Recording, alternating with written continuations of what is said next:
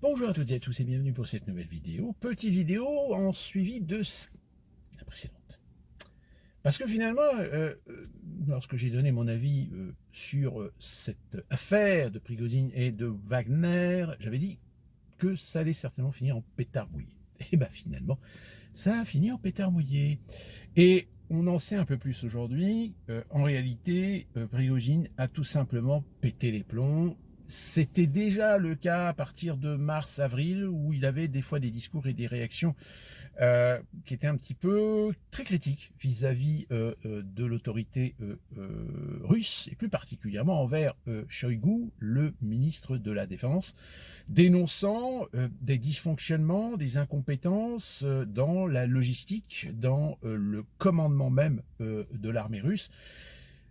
Ce qui, ceci dit, n'est pas totalement faux, car même si la Russie s'est modernisée en matière militaire, elle n'a pas totalement fait la purge nécessaire, parce que malheureusement, culturellement, quand je dis culturellement, c'est exactement le même problème qu'il y a dans certains pays de l'Est, y compris l'Ukraine, c'est qu'il y a certaines mœurs, certaines traditions, certaines situations qui font qu'il y a toujours dans le système des gens qui ne devraient plus y être ou qui ne devraient pas y être parce que ils sont incompétents ou parce que c'est des gens qui ont acquis une certaine puissance, une certaine influence et finalement restent en poste alors qu'en réalité ils sont un maillon de la chaîne défectueux. Et c'est certainement ce que Prigozhin a essayé de mettre en évidence depuis plusieurs mois sans jamais y réussir, du fait que, encore une fois, et ça on le retrouve aussi dans le système étatique français, il y a des gens qui sont protégés, il y a des gens qui sont pistonnés, il y a des gens qui sont mis à des places parce que c'est pour rendre service à des gens, parce que, alors qu'en réalité ces gens n'en ont rien à foutre dans ces positions-là parce qu'ils n'ont absolument aucune expérience, ni un savoir-faire, ni une compétence quelconque. Donc finalement, alors on dit que c'est le président biélorusse qui a négocié la situation.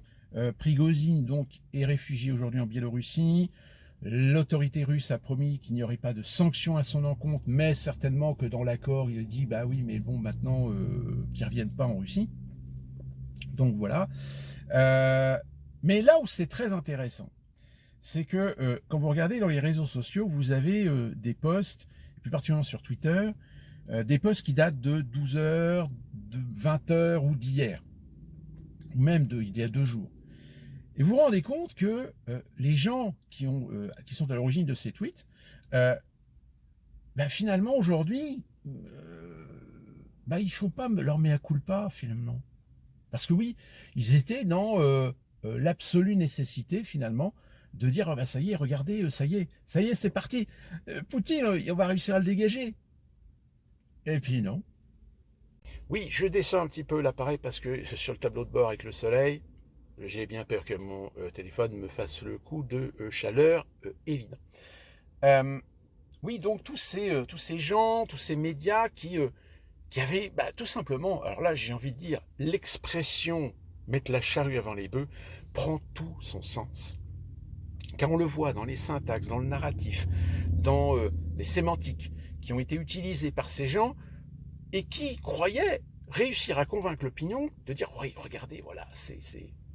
Alors que parfois certaines de ces personnes, il y a plusieurs mois de cela, considéraient Prigozhin comme un traître, comme un barbare, comme un salopard, comme un. Et puis tout d'un coup, oh regardez, ça y est, Prigozhin va, ça y est, c'est la preuve de l'effondrement du système russe, de l'effondrement de Poutine, etc. Et ben non. Ben non, parce que finalement, ce que j'avais plus ou moins élaboré dans ma précédente vidéo parmi les différents scénarios, et où je vous disais que j'ai l'impression que ça va finir en pétard mouillé, parce que finalement, c'est un conflit d'ego entre Prigozhin et Shoigu. Sur le fait que la méthodologie pour la gestion, la logistique, la stratégie militaire russe, ils étaient totalement divergents l'un envers l'autre. Sauf que Prigozhin a pété les plombs. Alors, quand on revoit un petit peu, alors même les sources russes démentent que Prigojine voulait s'attaquer directement à Poutine. Il voulait s'attaquer en fait à l'autorité de Shoigu sur l'armée russe. D'où la raison certainement pour laquelle je pense que Prigojine a fait ça tout simplement pour secouer le panier à salade. Je pense qu'il était tout à fait conscient qu'il n'avait pas du tout la capacité de renverser le régime russe. Comme je l'avais dit dans ma précédente vidéo, peut-être qu'il aurait pu le faire si, en effet, une partie de l'armée s'était joint à lui et une partie du peuple l'aurait suivi. Or, ça me paraissait peu probable. Même ces vidéos, on a vu des vidéos dans Rostov, ou Roscoff, je crois. Tout de suite, vous avez dit, regardez, ouais, ça y est, les militaires entrent dans Roscoff, ça y est, ça commence. Alors qu'en réalité, quand vous voyez les images, on a plutôt l'impression des images de com. Vous avez les soldats qui font mumuse à la guerre parmi des civils qui sont en train de les filmer et les photographier. Alors ça va même jusqu'au bout. Hein. Regardez, il y a Prigojine donc, qui a quitté la Russie. Je crois qu'il a quitté Roscoff. Oui, regardez, il est adulé, beaucoup de Russes le remercient, etc. Ben oui, évidemment. Vous trouverez toujours des gens, comme en France, qui aiment Macron et qui vont aduler Macron. Alors qu'on est tous d'accord que Macron, c'est un con. C'est une pourriture. Donc voilà. Donc voilà pour cette petite vidéo en suivi de la précédente. Alors, en revanche, peut-être que l'affaire n'est pas finie parce qu'il va falloir regarder ce qui va se passer maintenant, surtout particulièrement auprès de Shoigu. Shoigu, je rappelle, c'est quand même pas n'importe qui. Shoigu, c'est l'un des hommes de main, l'un des hommes de confiance de Poutine. Certains considèrent que même Shoigu est le successeur de Poutine, potentiel. Donc là, Shoigu a été un petit peu bousculé dans sa position. Est-ce que ça va changer radicalement l'opinion,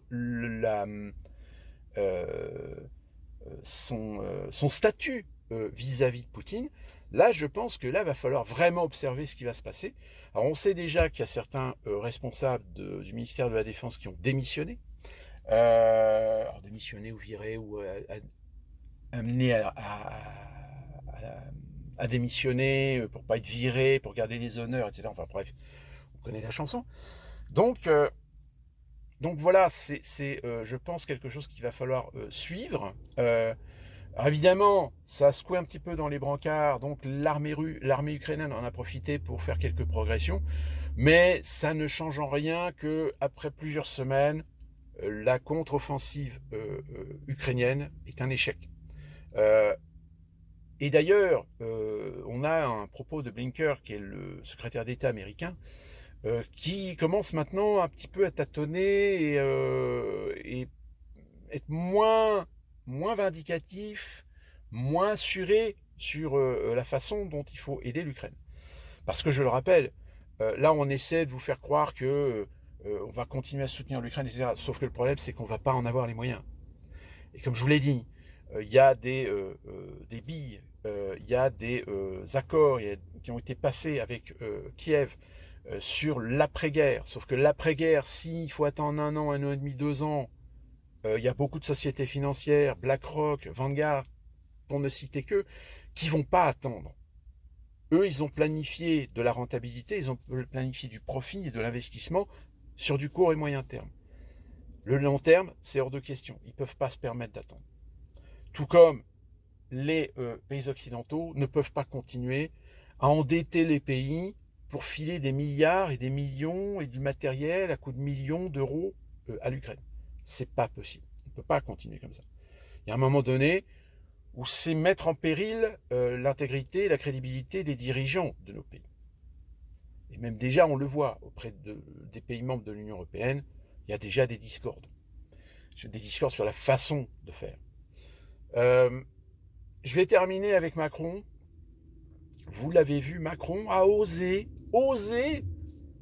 vouloir essayer de décrocher une invitation au prochain meeting des BRICS en Afrique du Sud. Mais le petit malin, il a cru vouloir jouer subtil en disant, puisque j'ai filé une aide à l'Afrique du Sud, bah, ils vont bien quand même me rendre l'appareil, ils vont bien me renvoyer l'ascenseur, ils vont bien accepter de m'inviter aux BRICS. Sauf que non. pas été invité. Et donc du coup, il a fait un discours récemment où il a été quand même assez véhément, assez méchant avec la Russie, indirectement condamnant les BRICS, etc. Comme quoi, vous voyez, c'est le bordel. C'est le bordel. On sent bien qu'ils sont acculés. Ils sont acculés parce que les processus qu'ils souhaitaient mettre en place, bah finalement, il y a des amicroches, finalement, il y a des écueils.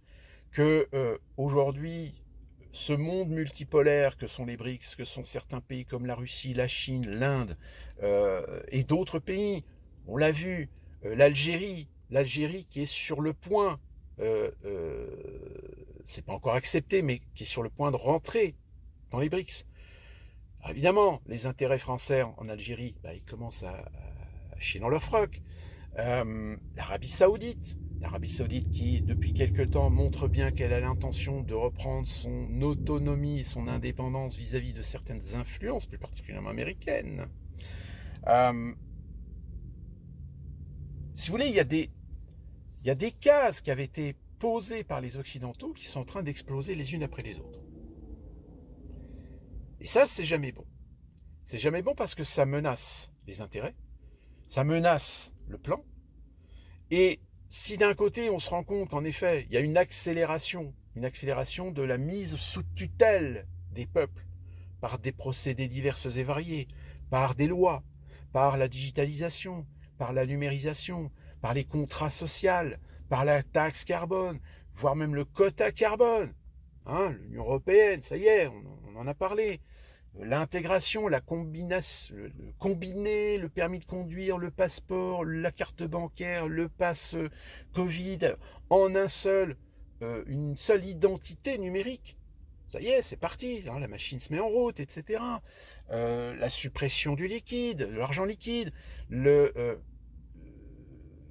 l'année prochaine, les Jeux Olympiques 2024 qui vont être un terrain d'entraînement pour mettre en place des lois encore plus liberticides, qu'on vous dira que c'est temporaire, mais en réalité ça va être permanent. Enfin, on le voit, les choses s'accélèrent.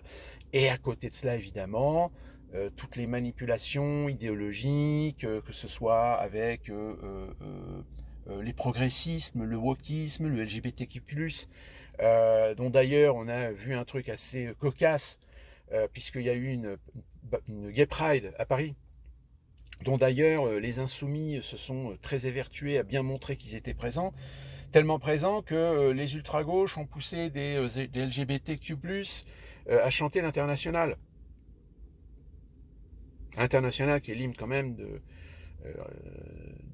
socialisme communiste, de l'URSS, qui l'URSS, je rappelle, emprisonnait et tuait des homosexuels. Ah oui, c'est tout comme je vous avais montré dans une précédente vidéo que certains mouvements, certains collectifs gays, lesbiens, enfin LGBT, commencent à ne plus être d'accord avec ce qui est en train de se passer, avec toute l'émergence de tous ces mouvements wokistes, fanatiques, sexualisés à outrance pour soi-disant promouvoir le LGBTQ+. Il y a beaucoup d'homosexuels aujourd'hui qui commencent à se désolidariser de ces prestations, de ces idéologies, de ces démonstrations, parce que ça part complètement en couille, quoi. C'est, je veux dire, surtout particulièrement envers les enfants, dans les écoles, etc. Là, je pense que même les gens les plus tolérants, qui n'ont absolument rien, et qui ont même peut-être dans leur famille des homosexuels ou des lesbiennes, etc., commencent à pas être trop d'accord. Je veux dire, non. C'est pas le fait de défendre ou de faire de l'éducation vis-à-vis des enfants. Le problème, c'est les gens qui font l'éducation. C'est des gens qui se montrent un petit peu dans un visage, dans une apparence qui est pas correcte. Qui plus est, quand ça commence à déraper aux États-Unis avec des lap dance ou des trucs comme ça, des trucs complètement sexualisés, sensuels, etc., face à des gamins de 5-6 ans. Comment voulez-vous que les parents, même ceux qui ne sont pas forcément républicains ou conservateurs, réagissent? Il y a un moment donné, il faut arrêter le délire. Donc là aussi, ça commence un petit peu à monter. Hein. On commence déjà à voir certaines enseignes aux États-Unis qui ne veulent plus promouvoir le mois des fiertés qui s'arrête normalement fin juin. Tout comme vous avez, par exemple, là on a appris, la NHL, qui est la National Hockey League, a décidé de ne pas porter, de ne pas promouvoir les couleurs LGBT, comme ça a été le cas chez la Football League, comme la Baseball League également, qui ont bien joué le jeu de la promotion, du soutien vers les LGBT, etc. Donc voilà, c'est très intéressant, il se passe des choses, donc à suivre, parce que ça évolue très vite. Pas forcément dans le bon sens, parce qu'on sent que ça risque de générer à un moment donné des conflits durs, brutaux. Et d'ici là, on se retrouve pour une prochaine vidéo. Portez-vous bien.